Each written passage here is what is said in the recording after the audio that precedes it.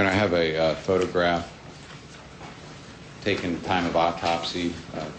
Defense in the court has previously seen it. It has been blacked out in the genital area, Your Honor. May this be marked Peoples 206 for identification?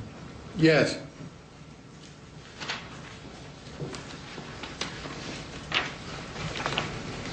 Dr. Rogers,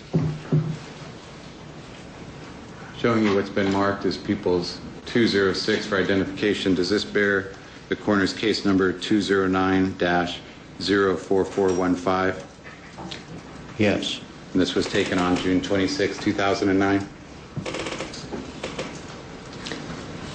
Well, I'm having a little trouble reading the number. It may either be the 26th or the 25th.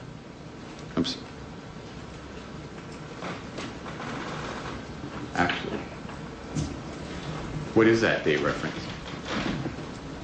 Well, to me that looks like 6/25/2009. Actually, looks like the wrong date is on there. Looks like 8/25/2009, doesn't it?